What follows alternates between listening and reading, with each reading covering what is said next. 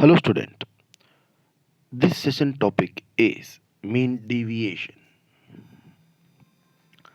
Objective of the session to understand the concept and computation of mean deviation.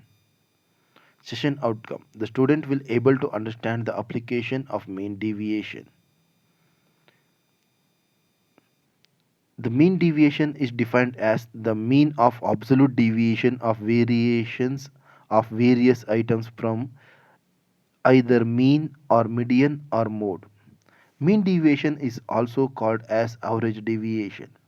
Mean deviation is denoted as MD. Calculation of mean deviation. So mean deviation calculate ಮಾಡೋದಕ್ಕೆ ಯಾವ formula ಬಳಸ್ತೀವಿ ಅಂತ.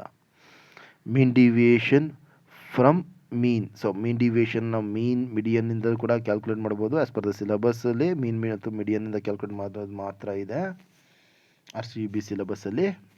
So mean deviation from mean calculate ಮಾಡೋದು ಹೇಗೆ ಅಂತ ನೋಡೋಣ. ಅದು formula ಇದೆ ನೋಡಿ.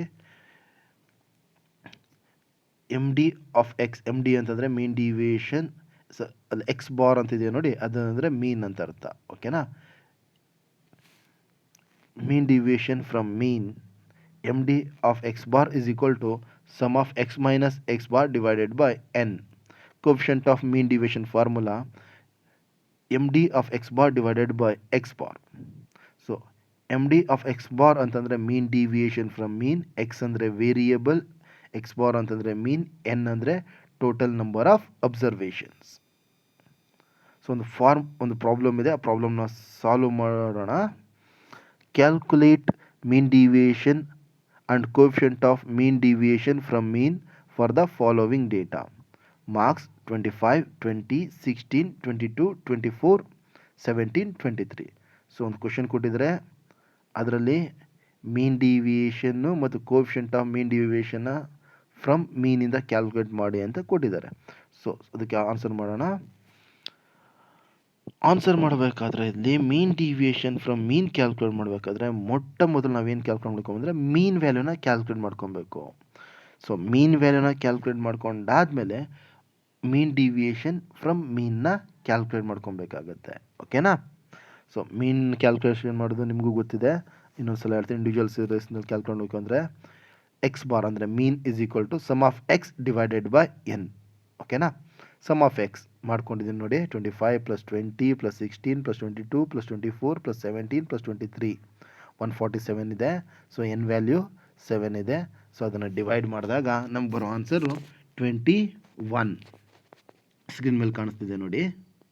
21 ಈ ಕೊಟ್ಟಿರುವಂಥ ಕ್ವಶನ್ ಅಂದರೆ ಮಾರ್ಕ್ಸ್ ಏನು ಕೊಟ್ಟಿದ್ದಾರೆ, ಆ ಮಾರ್ಕ್ಸ್ನ ಮೀನ್ ಮಾರ್ಕ್ಸ್ 21. ಸೊ ನೆಕ್ಸ್ಟು ಮೀನ್ ಡಿವಿಯೇಷನ್ ಕ್ಯಾಲ್ಕುಲೇಟ್ ಮಾಡೋದಕ್ಕೆ ನಾವೊಂದು ಟೇಬಲ್ ಹಾಕೊಂಡಿದ್ವಿ. ಸೊ ಮೊದಲನೇ ಕಾಲಮಲ್ಲಿ ಮಾರ್ಕ್ಸ್, ಎರಡನೇ ಕಾಲಮಲ್ಲಿ ಎಕ್ಸ್ ಮೈನಸ್ ಎಕ್ಸ್ ಬಾರ್ ಅಂದರೆ ಎಕ್ಸ್ ಮೈನಸ್ ಮೀನ್ ವ್ಯಾಲ್ಯೂ. ಸೊ ಮೂರನೇ ಕಾಲಮಲ್ಲಿ ಎರಡನೇ ಕಾಲಮ್ನ ಸಿಂಪ್ಲಿಫೈ ಮಾಡಿದಾಗ ಬರುವಂಥ ಆನ್ಸರ್ನ ಬರ್ಕೊಂಡಿದ್ದೀವಿ. ಓಕೆನಾ. ಸೊ ಮಾರ್ಕ್ಸು ಅಂದರೆ ಅಬ್ಸರ್ವೇಷನ್, ಟೋಟಲ್ ಅಬ್ಸರ್ವೇಷನ್ 7 ಇದೆ, ಬರ್ಕೊಂಡಿದ್ದೀನಿ. ಎಕ್ಸ್ ಮೈನಸ್ ಎಕ್ಸ್ ಬಾರ್ ಬರ್ಕೊಂಡಿದ್ದೀನಿ ಸೆಕೆಂಡ್ ಕಾಲಮಲ್ಲಿ. ಥರ್ಡ್ ಕಾಲಮಲ್ಲಿ ಎಕ್ಸ್ ಮೈನಸ್ ಎಕ್ಸ್ ಬಾರ್ನ ಸಿಂಪ್ಲಿಫೈ ಮಾಡಿದಾಗ ಎಷ್ಟು ಬಂದು ಬರ್ಕೊಂಡಿದ್ದೀನಿ. ಸೊ ನಮಗೆ ಫಾರ್ಮುಲಾದಲ್ಲಿ ಸಿಂಪ್ಲಿಫೈ ಬೇಕಾಗಿರೋದು ಯಾವುದಂದರೆ sum of X minus X bar. ಓಕೆನಾ. ಈ ರೀತಿ ನೀವು ಡಿಫ್ರೆನ್ಸ್ನ ಕ್ಯಾಲ್ಕುಲೇಟ್ ಮಾಡಿ, ಯಾವುದಕ್ಕೆ ಎಕ್ಸ್ ಮೈನಸ್ ಎಕ್ಸ್ ಬಾರ್ ಇದು ಡಿಫ್ರೆನ್ಸ್ನ ಕ್ಯಾಲ್ಕುಲೇಟ್ ಮಾಡಬೇಕಾದ್ರೆ ನಾವು ಚಿಹ್ನೆಗಳನ್ನು ಇಗ್ನೋರ್ ಮಾಡಬೇಕು. Ignore the sign when computing deviation. So X minus X ಬಾರ್ದು ಡಿವಿಯೇಷನ್ನ ಕ್ಯಾಲ್ಕುಲೇಟ್ ಮಾಡಬೇಕಾದ್ರೆ ನಾವು ಚಿಹ್ನೆಗಳನ್ನು ಇಗ್ನೋರ್ ಮಾಡಬೇಕು. ಸೊ ಇಗ್ನೋರ್ ಮಾಡಿ ನಂಬರ್ನ ಬರ್ಕೊಂಡು sum of X minus X bar ಎಷ್ಟು ಬಂದಿದೆ ಅಂದರೆ 20 ಬಂದಿದೆ. ಈಗ ಅದನ್ನು ಆ ವ್ಯಾಲ್ಯೂನ ಫಾರ್ಮುಲಾದಲ್ಲಿ ಹಾಕ್ಕೊಂಡು ಸಿಂಪ್ಲಿಫೈ ಮಾಡೋಣ. ಓಕೆ. ಮೀನ್ ಡಿವಿಯೇಷನ್ ಫ್ರಮ್ ಮೀನ್ದು sum of X minus X bar 20 ಇದೆ, ಎನ್ ವ್ಯಾಲ್ಯೂ 7 ಇದೆ. ಸೊ ಅದನ್ನು ನಾವು ಸಿಂಪ್ಲಿಫೈ ಮಾಡಿದಾಗ ಮೀನ್ ಡಿವಿಯೇಷನ್ ಫ್ರಮ್ ಮೀನ್ 2.857 ಬಂತು. ಅದೇ ರೀತಿ coefficient of mean deviation from mean ಮಾಡಿದಾಗ ಮೀನ್ ಡಿವಿಯೇಷನ್ ಫ್ರಮ್ ಮೀನು ಎಷ್ಟಿದೆ 2.857 ಮತ್ತು ಮೀನ್ ವ್ಯಾಲ್ಯೂ ಎಷ್ಟಿದೆ 21. ಸೊ 2.857ನ 21 ಇಂದ ಡಿವೈಡ್ ಮಾಡಿದಾಗ ನಮಗೆ ಕೋಫಿಷಿಯಂಟ್ ಆಫ್ ಮೀನ್ ಡಿವಿಯೇಷನ್ ಸಿಗುತ್ತೆ. ಇಲ್ಲಿ coefficient of mean deviation from mean ಎಷ್ಟು ಬಂದಿದೆ ಅಂದರೆ 0.136 0.136 ಬಂದಿದೆ. ಸೊ ಈಗ ಮೀನ್ ಡಿವಿಯೇಷನ್ ಫ್ರಮ್ ಮಿಡಿಯನ್ ನೋಡೋಣ. ಮೀನ್ ಡಿವಿಯೇಷನ್ ಫ್ರಮ್ ಮೀನ್ ಆಯಿತು, ಈಗ ಮೀನ್ ಡಿವಿಯೇಷನ್ ಫ್ರಮ್ ಮಿಡಿಯನ್. ಓಕೆ, ಇದು ಮೀನ್ ಡಿವಿಯೇಷನ್ ಫ್ರಮ್ ಮೀನ್ ರೀತಿಯೇ ಕ್ಯಾಲ್ಕುಲೇಷನ್ ಮಾಡೋದು. ಅಲ್ಲಿ ಫಸ್ಟ್ ಮೀನ್ ಕ್ಯಾಲ್ಕುಲೇಟ್ ಮಾಡಿಕೊಂಡು ಆಮೇಲೆ ಮೀನ್ ಡಿವಿಯೇಷನ್ ಮಾಡ್ತೀವಿ. ಇಲ್ಲಿ ಮಿಡಿಯನ್ನ ಕ್ಯಾಲ್ಕುಲೇಟ್ ಮಾಡಿಕೊಂಡು ತದನಂತರ ಮೀನ್ ಡಿವಿಯೇಷನ್ನ ಕ್ಯಾಲ್ಕುಲೇಟ್ ಮಾಡ್ತೀವಿ. ಓಕೆ, ಸೊ ಫಾರ್ಮುಲಾ ಏನಿದೆ ನೋಡೋಣ. First mean deviation of median denoted as M D of M. M ಅಂತಂದರೆ ಇಲ್ಲಿ ಮೀಡಿಯನ್ ಅಂತ ಅರ್ಥ. Okay, mean deviation from median is equal to sum of x minus m divided by n. Coefficient of mean deviation from median is equal to mean deviation from median divided by m. m ಅಂದರೆ median ಅಂತ. So md of m ಅಂತಂದರೆ mean deviation from median ಅಂತ. x ಅಂದರೆ variables ಅಂತ. m means median, n means total number of observations. So ಒಂದು problem solve ಮಾಡೋಣ. So ಒಂದು question ಇದೆ ನೋಡಿ. Calculate mean deviation from median and it's coefficient from the following data. Monthly income in rupees 5,000, 4,800, 3,500, 6,400, 4,500. So data ಕೊಟ್ಟಿದ್ದಾರೆ. ಇದಕ್ಕೆ ನಾವೇನು ಮಾಡಬೇಕು, ಮೀನ್ deviation from ಮೀಡಿಯನ್ನು ಮತ್ತು ಅದರ ಕೋಎಫಿಷಿಯೆಂಟ್ನ ಕ್ಯಾಲ್ಕುಲೇಟ್ ಮಾಡಬೇಕಾಗಿದೆ. ಸೊ ಮೀನ್ ಡಿವಿಯೇಷನ್ ಫ್ರಮ್ ಮೀಡಿಯನ್ನ ಕ್ಯಾಲ್ಕುಲೇಟ್ ಮಾಡ್ಕೊಳ್ಳೋದಕ್ಕೂ ಮೊದಲು ನಾವೇನು ಕ್ಯಾಲ್ಕುಲೇಟ್ ಮಾಡ್ಕೋಬೇಕು ಅಂದರೆ ಮೀಡಿಯನ್ನ ಕ್ಯಾಲ್ಕುಲೇಟ್ ಮಾಡ್ಕೊಬೇಕು. We first calculate median and then the mean deviation.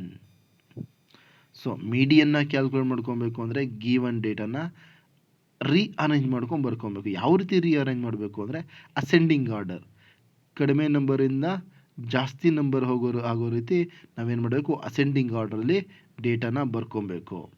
So ನಿಮ್ಮ ಸ್ಕ್ರೀನಲ್ಲಿ ಕಾಣ್ತಾ ಇದೆ ನೋಡಿ, ಡೇಟಾನ ಅರೇಂಜ್ ಮಾಡಿ ಬರ್ಕೊಂಡಿದ್ದೀನಿ ಅಸೆಂಡಿಂಗ್ ಆರ್ಡ್ರಲ್ಲಿ. ಸೊ ಅದನ್ನು ಬಳಸ್ಕೊಂಡು ನಾವೇನು ಮಾಡಬೇಕು, ಮೀಡಿಯನ್ನ ಕ್ಯಾಲ್ಕುಲೇಟ್ ಮಾಡಬೇಕು. ಮೀಡಿಯನ್ ಕ್ಯಾಲ್ಕುಲೇಟ್ ಮಾಡೋದಕ್ಕೆ ಫಾರ್ಮುಲಾ ಇದೆ ನೋಡಿ. Size of n+1 divided by second item. Okay, so ಅದನ್ನು ಫಾರ್ಮುಲಾ ಸಿಂಪ್ಲಿಫೈ ಮಾಡಿದಾಗ n+1, n 5 ಇದೆ, +1 ಮಾಡಿದಾಗ 6 ಬರುತ್ತೆ. ಅದನ್ನು 2 ಇಂದ ಡಿವೈಡ್ ಮಾಡಿದಾಗ ಥರ್ಡ್ ಐಟಮ್. ಇಲ್ಲಿ ಥರ್ಡ್ ಐಟಮ್ ಯಾವುದು ಅಂತಂದರೆ, ಸೊ ಥರ್ಡ್ ಐಟಮ್ ಯಾವುದು ಅಂತಂದರೆ ನಾವಿಲ್ಲಿ ರೀಅರೇಂಜ್ ಮಾಡಿದಾಗ ಅಲ್ಲಿ ಸೀರಿಯಲ್ ನಂಬರ್ ಕೊಟ್ಟಿದ್ದೀವಿ 1 2 3 4 5 ಅಂತ. ಮೊದಲನೇದು first item, next second item, third item, fourth item, fifth item. ನಮ್ಮಲ್ಲಿ ಮೀಡಿಯನ್ ವ್ಯಾಲ್ಯೂ ಯಾವ್ದು ತೋರಿಸ್ತಾ ಇದೆ ಅಂತಂದರೆ ಥರ್ಡ್ ಐಟಮ್. ಸೊ ಇಲ್ಲಿ ಥರ್ಡ್ ಐಟಮ್ದು ವ್ಯಾಲ್ಯೂ ಎಷ್ಟಿದೆ, 4,800. ಇದು ನಮ್ಮ median. Third item value 4,800 table ತೋರ್ತಾ ಇದೆ ನೋಡಿ ಅದು. So median value 4,800. So median calculate ಮಾಡ್ಕೊಂಡಾಯಿತು. ಈಗ ಮೀನ್ ಡಿವಿಯೇಷನ್ ಫ್ರಮ್ ಮೀಡಿಯನ್ನ ನೋಡೋಣ. ಇಲ್ಲೂ ಕೂಡ ನಾವೇನು ಮಾಡಿದ್ದೀವಿ ಅಂದರೆ 3 ಕಾಲಮ್ಗಳನ್ನ ಹಾಕ್ಕೊಂಡಿದ್ದೀವಿ. ಮೊದಲನೇ ಕಾಲಮಲ್ಲಿ ಮಂತ್ಲಿ ಇನ್ಕಮ್ ಇನ್ ರುಪೀಸ್, ಎರಡನೇ ಕಾಲಮಲ್ಲಿ ಎಕ್ಸ್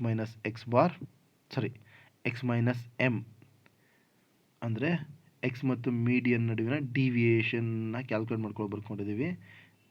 ಮೂರನೇ ಕಾಲಮಲ್ಲಿ ಎಕ್ಸ್ ಮೈನಸ್ ಎಮ್ನ ಸಿಂಪ್ಲಿಫೈ ಅಂದರೆ ಡಿವಿಯೇಷನ್ ವ್ಯಾಲ್ಯೂನ ಬರ್ಕೊಂಡಿದ್ವಿ. ಇಲ್ಲೂ ಕೂಡ ನಾವು ಡಿವಿಯೇಷನ್ನ ಕ್ಯಾಲ್ಕುಲೇಟ್ ಮಾಡಬೇಕಾದ್ರೆ ಸೈನ್ನ ಇಗ್ನೋರ್ ಮಾಡಬೇಕು, ಚಿಹ್ನೆಗಳನ್ನು ಇಗ್ನೋರ್ ಮಾಡಬೇಕಾಗತ್ತೆ. ಸೊ ಎನ್ ವ್ಯಾಲ್ಯೂ 5 ಇದೆ, ಆಲ್ರೆಡಿ ನೋಡಿದ್ದೀವಿ. ಎಕ್ಸ್ ಮೈನಸ್ ಎಕ್ಸ್ ಬಾರ್ದು ಟೋಟಲ್ ಮಾಡಿದಾಗ sum of X minus M ಮಾಡಿದಾಗ ನಮಗೆ ಬರೋ ವ್ಯಾಲ್ಯೂ ಎಷ್ಟು ಅಂತಂದರೆ 3,400. Sum of X minus M value 3,400 ಬಂದಿದೆ.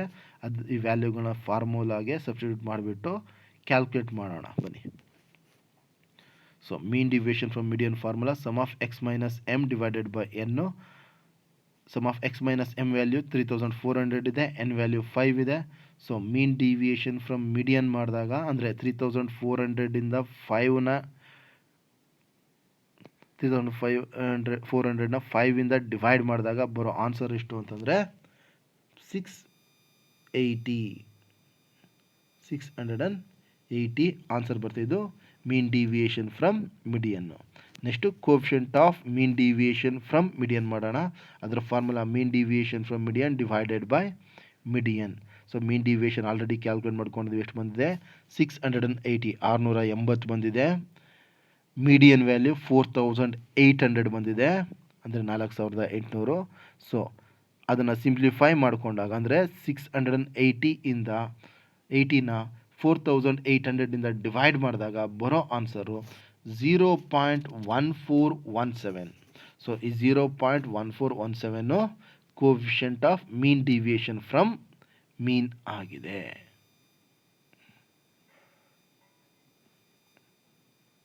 Okay, thank you student.